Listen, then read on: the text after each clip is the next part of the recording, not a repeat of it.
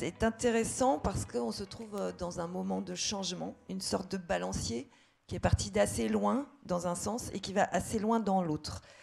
Monsieur Césari disait à l'instant, ne soyons pas politiques, mais pourtant la question est extrêmement politique. Donc c'est difficile aussi de la dépolitiser. Monsieur Lemoine, qui nous rejoindra tout à l'heure, disait tout à l'heure que le point de bascule ou l'intérêt, il faisait remonter cet intérêt pour le pavillonnaire à une dizaine d'années. Moi, je vois 3 moments plus récents qui ont été un peu décisifs pour l'émergence, disons, de ce sujet. Donc, les gilets jaunes, qui rappellent que ceux qui habitent là se sentent parfois abandonnés, déclassés, et qui font s'interroger sur la desserte et la dépendance à la voiture, les services et la précarité énergétique. Le Covid, qui donne à tout le monde l'envie de ces maisons et de leurs jardins. Et puis Emmanuel Vargon, notre ancien ministre du Logement, qui a provoqué une forme de colère populaire exprimée par voie de presse et par réseaux sociaux, quand elle a dit quelque chose de pas forcément faux, mais de sans doute mal perçu par tous ceux qui se sont sentis désignés et peut-être même menacés. Donc l'idée, c'était pas non plus de raser le tissu pavillonnaire, mais c'était peut-être d'arrêter de l'étendre. Donc la ministre parlait d'un développement à repenser, et c'est bien ce qui nous occupe aujourd'hui, non pas l'étalement, mais l'idée de revisiter ces quartiers, de les transformer sans les faire disparaître, car ils sont habités. Et peut-être parfois de les densifier. Donc, parler du pavillonnaire, c'est à peu près aussi vague que dire la ville. Il existe plusieurs sortes de pavillonnaires, différentes géographies, topographies, milieux sociaux, formes urbaines, formes architecturales, tissus plus ou moins lâches, ouverts, fermés, plus ou moins accessibles et accueillants, construits à des époques différentes et qui ne mutent pas si facilement selon justement la manière dont il a été construit. On y reviendra aussi. Des quartiers qui commencent à intéresser beaucoup de monde, leurs habitants évidemment, qui sont aussi souvent des propriétaires, on le verra dans l'étude, les élus qui gèrent ces territoires et qui les voient parfois se vider, se paupériser ou au contraire se refermer sur eux-mêmes ou au contraire attirer de nouvelles populations, les architectes qui ont souvent regardé ces territoires avec un peu de condescendance et qui voient s'ouvrir un nouveau marché auquel ils n'auraient pas pensé forcément trouver un intérêt, les urbanistes qui se demandent comment organiser ces lieux et qui y voient des réserves foncières, le marché. Alors le marché, c'est un truc très très désincarné, avec des prix qui augmentent, mais derrière ce mot, justement, il y a des propriétaires qui vendent, des nouveaux arrivants qui achètent et des acteurs de l'immobilier qui calculent.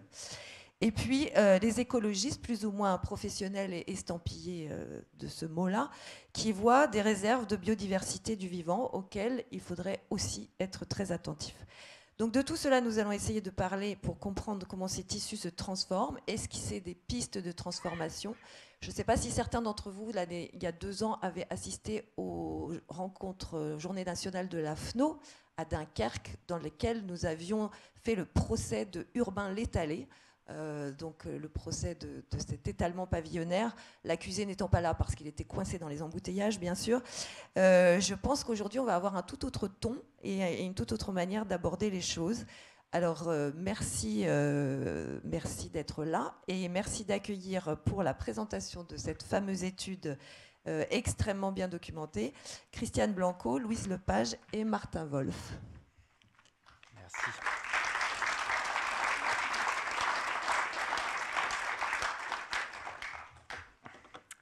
Alors, quelle est la nature de la ville pavillonnaire du Grand Paris, le terme que nous avons utilisé pour cette étude?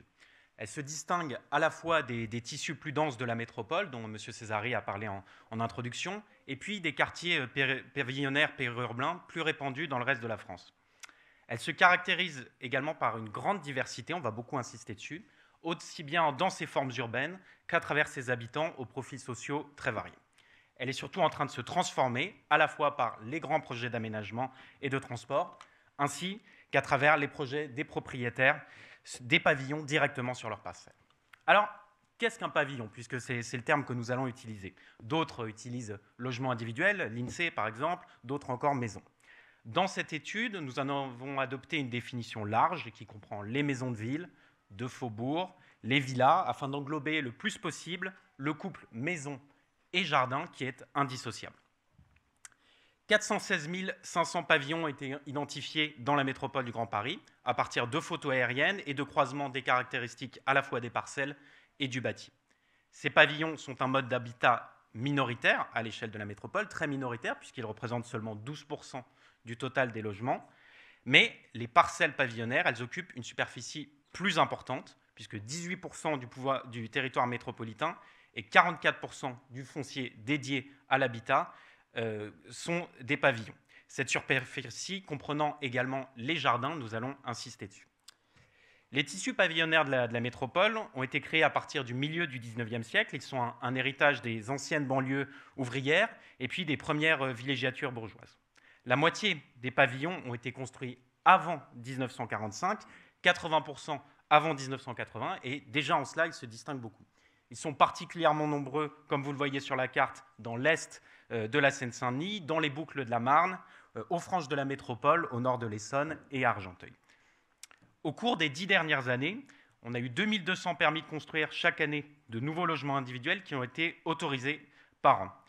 Néanmoins, et c'est cela qu'il faut souligner, la part relative des pavillons dans l'offre de logement, elle diminue, puisqu'ils ne représentent sur cette période que 5% des logements créés.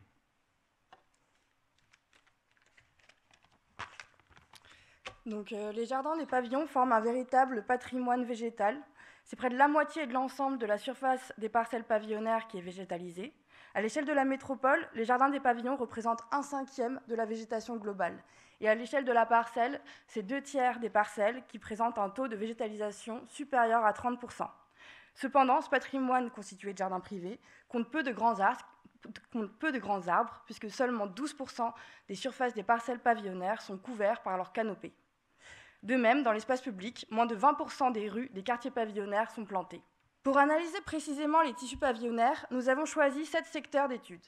Ici, nous vous en présentons 2, qui sont emblématiques des deux grands modes de formation des tissus pavillonnaires. D'une part, on a les parcelles issues du découpage progressif des terres agricoles, du maraîchage et des vergers, dont les parcelles en lanière sont les héritières. C'est le tissu qu'on retrouve en majorité sur le secteur autour de Colombes-Bois-Colombes en haut, et qui est aujourd'hui largement hybridé. D'autre part, on a les parcelles qui sont issues d'opérations de lotissement, grands ou petits, et qui produisent un parcellaire plus régulier. C'est le cas du secteur de Savigny-sur-Orge, qu'on trouve en bas, où le découpage et l'organisation du territoire correspondent à un grand plan ordonné. À l'échelle de la métropole, 37% des parcelles pavillonnaires sont à lanière, ou étroites et profondes, et ce qu'on peut rapprocher à peu près du premier type de formation. Tandis que 46% des parcelles pavillonnaires sont carrées ou rectangulaires, et ce qui correspond plutôt au deuxième mode de formation. On hérite donc de pavillonnaires aux formes multiples. Par exemple, en comparant des îlots pavillonnaires, on observe des densités bâties très différentes.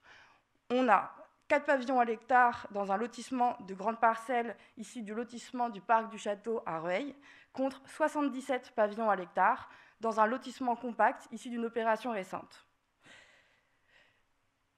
Certains tissus pavillonnaires, même s'ils sont très différents, peuvent aussi présenter des densités similaires. On a par exemple un îlot issu du lotissement régulier du XIXe siècle à Maison-Alfort, qui présente une densité assez proche de celle d'un pavillon composé de parcelles en lanière anciennement agricoles.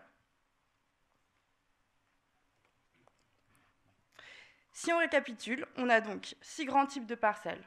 Ces grands types de parcelles comportent des variations, ce qu'on peut voir en bleu sur le dessin, qui sont variables à la fois de la dimension des parcelles, mais aussi de l'implantation des pavillons. Ces grands types présentent aussi des types de transformations qui leur sont propres. Donc, les premières, qui sont plutôt les rectangles et les proches carrés, ont tendance à favoriser l'implantation en milieu de parcelles, ce qui conditionne beaucoup leur potentiel à se transformer et à se densifier, tandis que les secondes, les lanières étroites et profondes, possèdent généralement des jardins dans la profondeur qui constituent des cœurs d'îlots végétalisés. Ces parcelles plus profondes permettent aussi des transformations plus spectaculaires, comme on peut le voir sur les dessins en bas de densification. Elles sont plus sujettes à produire des parcelles en drapeau, ce qui devient d'ailleurs un type de parcelle à part entière, comme on peut le voir tout à droite. Ces transformations vont jusqu'au remplacement par des immeubles collectifs. L'étude des dépôts des permis depuis 2013 permet de faire apparaître qu'environ 2/3 des parcelles pavillonnaires concernées par des permis restent des pavillons. Et dans ce cas, il peut s'agir de transformation, c'est-à-dire des travaux d'agrandissement, de surélévation, d'extension, ou bien du remplacement d'un pavillon par un autre. Les pavillons existants ont donc tendance à s'agrandir, et on observe le même phénomène parallèlement dans la construction neuve, puisque les maisons sont de plus en plus grandes. Bien que seulement un tiers des permis sur des parcelles pavillonnaires autorisent du logement collectif, 9 sur 10 logements créés sur des parcelles pavillonnaires sont des logements collectifs. Cette tendance générale au remplacement par le collectif apparaît sur cette carte, avec cependant des grandes disparités territoriales. En tout, c'est 109 000 logements créés depuis 10 ans dans les tissus pavillonnaires. Merci. Alors, on va s'intéresser aux habitants de ces tissus pavillonnaires. Alors, d'abord, ce qu'il faut dire, on le disait en introduction, paradoxalement, c'est la première ville pavillonnaire de France. Pourquoi on dit ça? Puisqu'il y a 1 160 000 habitants dans ces tissus pavillonnaires.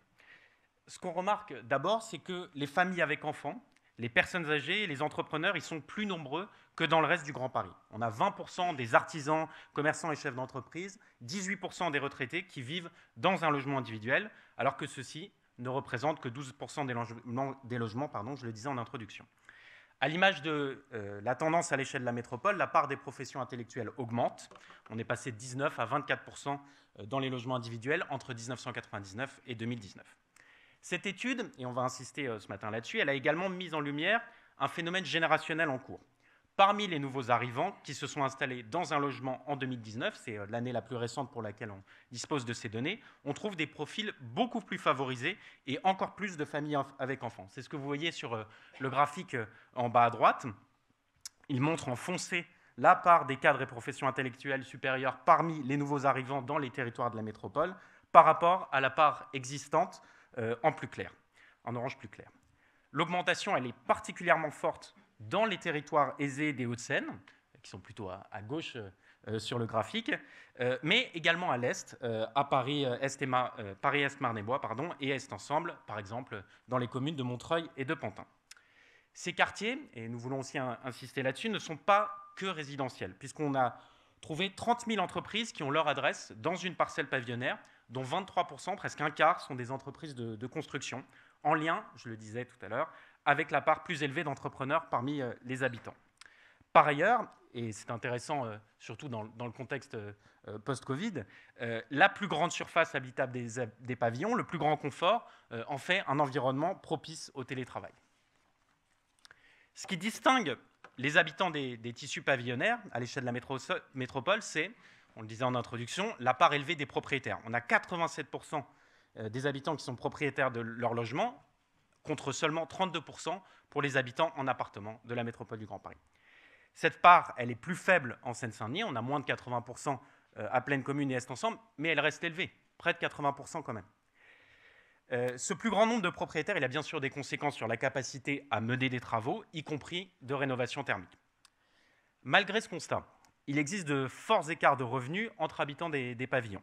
En croisant à la plus fine échelle possible les données de revenus et de type de logement dominant, on a pris les carreaux 200 mètres par 200 mètres de l'INSEE, on observe certes des revenus un peu plus élevés en moyenne dans les tissus pavillonnaires de la métropole hors Paris, mais également des écarts importants du simple au double entre territoires, et puis à l'échelle de chaque territoire, un phénomène de concentration un peu plus des hauts de revenus dans ces pavillons. Si on regarde le revenu mensuel moyen, on voit qu'il est 2 fois moins élevé dans les territoires de Seine-Saint-Denis. On a 1 600 € à Plaine Commune, 1 800 € à Paris-Terre d'Envol et Est-Ensemble, par rapport aux territoires plus aisés des Hauts-de-Seine, où on est à plus de 3 600 € à Grand Paris Seine-Ouest et Paris-Ouest La Défense. Dans les territoires plus pauvres, dont je parlais à l'instant, il y a aussi le phénomène des marchands de sommeil. Joli lapsus, excusez-moi. On en est loin de ça. Utilisent souvent des pavillons pour héberger des populations précaires dans des conditions indignes. Au-delà des revenus des habitants, on a aussi regardé les ressources fiscales des communes à dominante pavillonnaire, qui sont en moyenne moins élevées, notamment en raison d'une plus faible densité et d'activités économiques qui sont moins nombreuses. Les services publics qui sont donc souvent moins accessibles pour la population. Et par ailleurs, ces plus faibles bases fiscales, elles ont pour conséquence que les contribuables y sont plus imposés par rapport à la valeur réelle de leurs biens. Néanmoins, ces pavillons, ils sont aujourd'hui très attractifs. C'est ce que vous voyez sur cette carte. Depuis 10 ans, grâce aux données de Meilleurs Agents, on observe une hausse des prix au mètre carré comprise entre 21 € et 28% en petite couronne. Et les plus fortes hausses, elles se trouvent à la fois dans les communes les plus aisées de l'Ouest, par exemple à Neuilly ou Levallois, et dans des communes de l'Est limitrophes de Paris, les Lilas, Montreuil, Pantin. Sans anticiper l'intervention de Jean-Laurent Casselli, le mode de vie automobile qui est associé à l'habitat pavillonnaire, il est toujours prégnant dans le Grand Paris, puisqu'on a 86% des ménages en logement individuel qui possèdent une voiture contre 49% pour les ménages en logement collectif. Le nombre de voitures par ménage moyen, il est également 2 fois plus élevé pour les habitants en logement individuel. Et la marche et les transports en commun sont beaucoup moins utilisés pour se déplacer. Cependant, ce qui distingue une nouvelle fois les tissus pavillonnaires du Grand Paris, c'est que leur accessibilité aux transports en commun y est plutôt moins mauvaise que dans des villes plus périurbaines. On a 58% des ménages habitant un logement individuel qui résident ainsi à moins de 15 minutes de marche d'une station de transport en commun. En prenant en compte l'ensemble des futurs projets de transport, métro, RER, tramway, y compris le Grand Paris Express, cette part monte même jusqu'à 67%. Les possibilités de rabattement vers les gares, notamment à travers des itinéraires cyclables sécurisés, amélioreraient encore cette accessibilité. Alors après ce portrait, quelques éléments sur nos réflexions sur l'avenir. Alors la première chose qu'il faut dire, enfin en tout cas qui est important pour nous, c'est que le couple entre pavillon et jardin, entre bâtiments d'habitation et jardin, va continuer d'être indissociable. Et c'est ce qui fait le caractère particulier des tissus pavillonnaires, quelle que soit leur configuration. La présence des jardins est un atout, mais à condition de pouvoir renforcer leur rôle climatique. Les pavillons, quant à eux, ils ont pour eux leur capacité à se transformer, à s'agrandir, à s'adapter au changement des modes de vie de leurs habitants. Mais ils sont énergivores. Donc on peut déjà remarquer qu'aujourd'hui, les tissus pavillonnaires ne sont pas plus vertueux que les autres, mais ils ont peut-être des capacités plus grandes que d'autres à s'adapter, un potentiel qui peut être un élément très positif pour l'adaptation de la métropole au changement climatique. Et je voulais juste rappeler là qu'on n'est pas dans le périurbain, on est dans une situation où les tissus pavillonnaires sont imbriqués avec les autres. Alors, comment faire D'abord, c'est par les jardins, la multitude des jardins privés qui ont été créés et qui sont gérés par leurs habitants, qui contribuent fortement au maintien de sols perméables et plantés dans la métropole. Et donc, c'est un élément important, qui devront sans doute être transformés pour être plus performants, avec plus d'arbres, plus de sols perméables, plus de végétation, et pourquoi pas plus de potagers. Et c'est un enjeu parce que ce n'est pas forcément une tendance générale que de planter plus son jardin aujourd'hui, mais parfois c'est une tendance de le bétonner un peu plus pour y faire d'autres choses. Le deuxième élément sur cette question de la végétation, c'est la question des espaces publics qui aujourd'hui sont peu plantés dans le pavillonnaire et qui devraient là aussi être sujets à transformation. La deuxième chose, donc si on peut passer, c'est l'adaptation des pavillons eux-mêmes, leur rénovation énergétique, le changement des modes de chauffage, etc. Tout ça est connu, c'est pas simple à faire, c'est compliqué. Il y a des outils qui existent déjà, on y reviendra dans le débat. Mais c'est aussi une façon d'habiter différente. C'est peut-être aussi, demain, une conception différente des pavillons neufs, avec des transformations plus importantes des pavillons existants, avec des combles moins chauds, ou peut-être supprimés, avec des pièces fraîches plus habitées. C'est-à-dire qu'à partir de, et c'est le dessin que vous avez en bas à droite, c'est important de comprendre qu'aujourd'hui, un pavillon, c'est plusieurs microclimats. Et donc, les transformations devraient aller dans un certain sens. Le troisième élément qui est important à prendre en compte, on passe la diapositive suivante, c'est qu'aujourd'hui, on a des projets qui suppriment des tissus pavillonnaires près des gares, dans les centres-villes, le long des grands axes, sans conserver leur qualité. Alors on peut dire, voilà, c'est la vie, on a zone zéro artificialisation nette, pas d'extension du territoire urbanisé, donc évidemment, c'est sur le pavillonnaire que l'on va s'étendre. Mais demain, et c'est peut-être une question qui nous est posée à tous, peut-on avoir des projets qui intègrent les qualités du pavillonnaire, qui leur portent attention et qui s'en servent pour améliorer l'habitabilité des quartiers denses ou les constructions qui sont à leur voisinage et qui, elles, n'ont pas ces qualités. Donc c'est un peu une plaidoirie pour l'intégration vraiment du pavillonnaire comme un tissu urbain à part entière dans la transformation de la métropole elle-même. Et puis le dernier point, c'est qu'on a des PLU aujourd'hui qui d'une part protègent les tissus pavillonnaires et qui d'autre part gèrent leur mutation, ce qui est normal puisque on a 80 000 pavillons qui ne sont pas intégrés dans des zonages pavillonnaires. Ces zonages pavillonnaires, aujourd'hui, ils contraignent les transformations, ils les contraignent en privilégiant plutôt, quand je dis plutôt, c'est presque toujours l'extension du pavillon, plutôt que sa surélévation. C'est ce qu'on voit sur les deux cartes à droite. En haut, c'est en gros le fait que les surélévations sont quasiment interdites, elles sont réduites à la transformation de la toiture. Et en revanche, en vert en bas, on voit l'extension qui est permise en croisant les données sur les règlements et les dimensions réelles des pavillons. Et donc, on pourrait là aussi imaginer qu'on aille vers des PLU plus fins qui, lorsque les pavillons ne sont pas intégrés dans les zonages pavillonnaires, sont capables tout de même de les prendre en compte, qu'ils sont capables de gérer cette hybridation de façon à faire que leur qualité soit plus reconnue. Et cela plaide aussi pour recréer au sein des PLU des proximités, des capacités de proximité dans les tissus pavillonnaires, d'intégrer des services, d'intégrer le travail, d'intégrer des commerces qui sont aujourd'hui les éléments qui manquent dans les projets que l'on peut voir dans les PLU, mais aussi dans les grands projets d'aménagement. Voilà, je m'arrête là. On a essayé de regarder la métropole du point de vue du pavillonnaire et essayer de documenter les sujets qui seront en débat aujourd'hui. Merci beaucoup pour votre attention.